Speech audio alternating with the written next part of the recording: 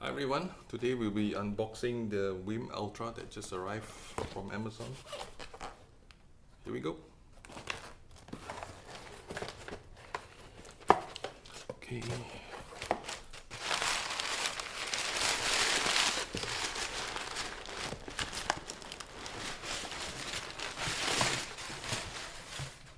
Okay, let's see. It says here Wiim Ultra Digital Hub.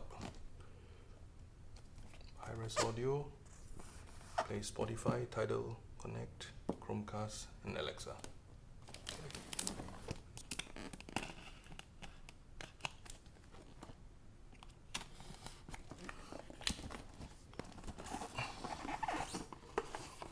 Okay. So what do we have here? HDMI RCA cables. Let's see. Box is nicely packed. Everything is neat.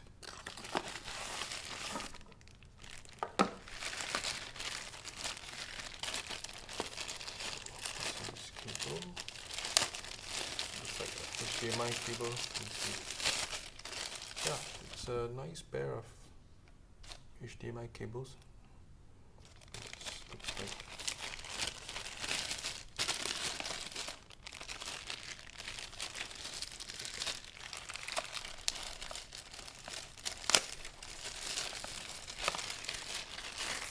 this is an optical cable, okay, to connect to some of digital devices like TV.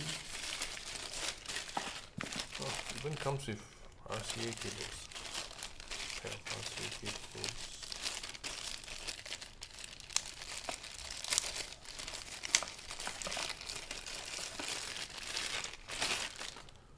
Okay, it's a decent pair of RCA cables. Okay, we have the power cable. Let's see. Oh, and the remote control. Okay. Oh, what's this? This is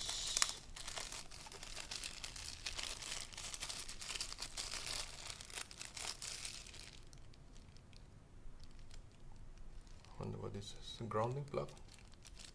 Could be. Okay, this is for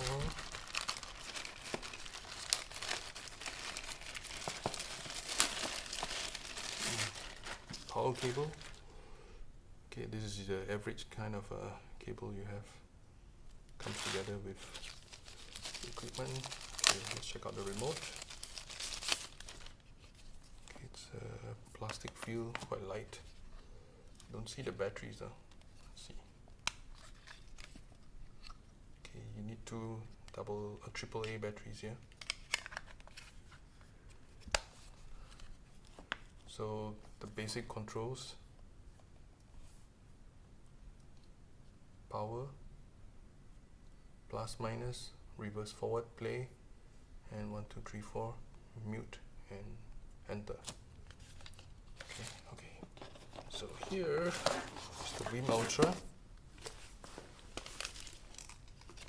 Okay, nicely protected.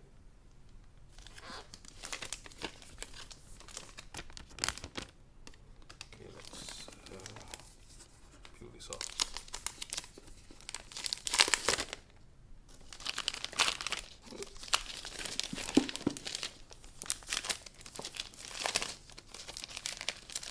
Okay. It says here Wiim Ultra.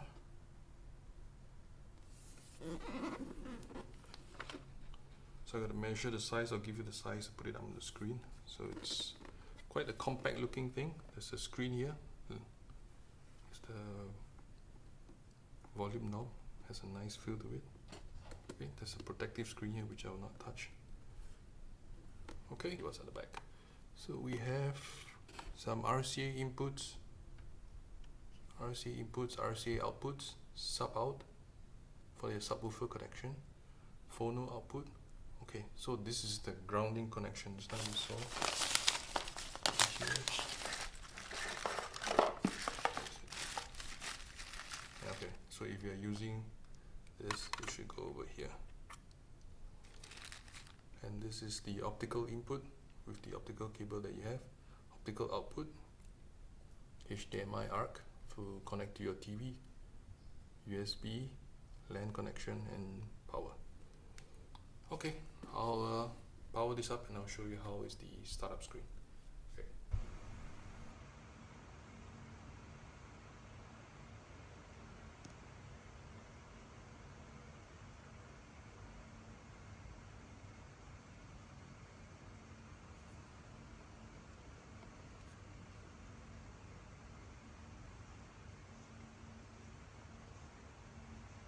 Okay, so I've turned on the Wiim Ultra, and you can see that the touchscreen panel is on, and there's a small triangle light on the volume button.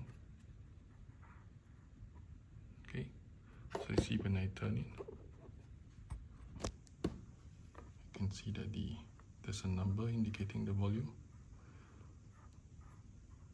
Okay, it's quite silent.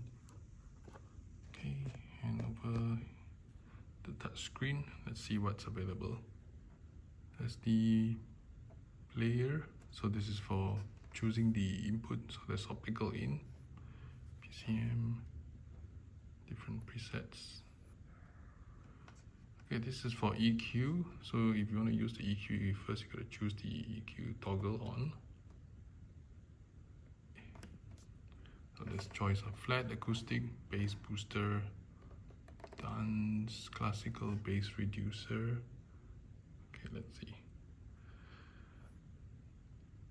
Okay, source input, there's Wi-Fi, Bluetooth, TV, optical in, line in, RCA, phono in. Let's see what's available. More line out, optical out, coax out. Let's see. So this is to choose what is the output that you want from this device. Okay, you can even output from the headphone or the Bluetooth as well. Okay, so next you have screen display. So whether you want to have the dim screen or not. Okay guys, I'm going to show you what we can do with the Wiim app. So there are more controls available on this app, much more than the touchscreen. So you can choose, and I'll show you the options here. So if you go to the settings, so there are a few things you can do, like a rename this, and they have some of the preset names available here. I'll just show you some of the interesting ones. So we can see screen settings.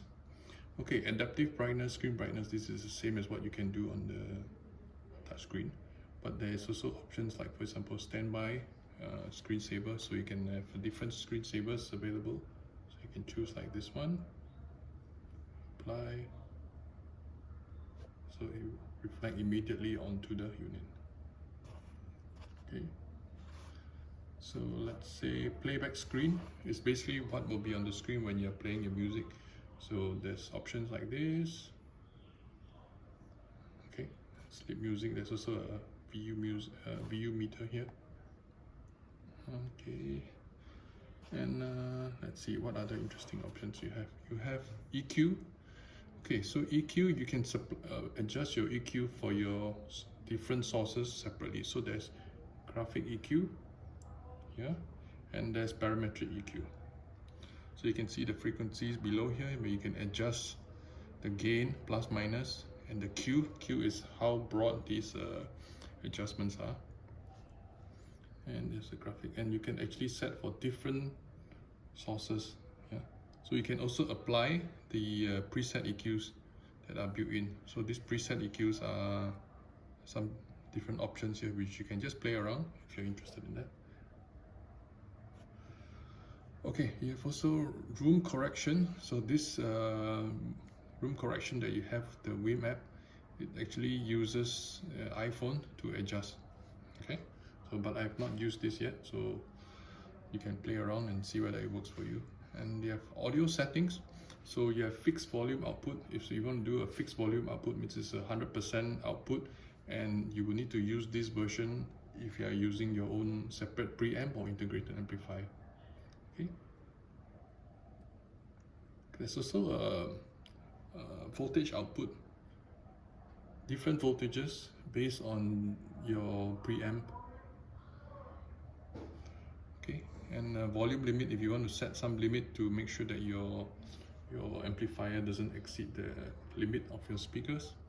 Okay, then we have speedy output resolution, so you can adjust the different resolution available. So you try it out, and you have, okay, the rest are quite standard, like a balance, stereo output, mono, F channel, etc. Okay, these are more standard items. Okay, then we have subwoofer output. So this subwoofer is not just an on-off, yeah. So you have level, okay, you have level plus minus, and you have crossover frequency. So where does your step subwoofer output kick in? So you can adjust from between 30 Hz up to 250 Hz. Yeah. And you have a phase and also syncing subwoofer and speaker. So syncing is actually something which is quite difficult to do. Sometimes you have time delay, so this is very important and very useful for you to adjust latency differences. So not all subwoofers have this built-in, and it will be very useful if you have a slight time difference between your output of your subwoofer and your main speakers. Okay, so you have the latency output for subwoofer and then your latency for your main speaker, so you can adjust them so that they are exactly coming out to you at the same time. Okay, so it's a very useful feature. Okay, then you have also sync audio, is to keep your speakers synchronized. So a very interesting feature. And voice, if you want to use Alexa, so this is also available here. Okay, so you have, yeah, these are some of the key features here for your settings. So if you want to play your music, so let's say for example, these are some of the choices. Yeah, you have your built-in library, you have music services like Alexa, Amazon Music, Spotify, Tidal. So I've key in for Tidal here. So let's say we put in some tracks and see how it looks like. Yeah, so let's say okay, let's say this one. Okay, so we see how it looks like. This is the interface when it looks like here. So it will be reflected onto the Wiim Ultra as well. So you can also change, you can see the different settings here. You can see different screens available here. Okay, and this is the Q presets. Okay, so let's say we go back here, go home, go to the player. Okay, so you can see the different screens that you can see. Okay.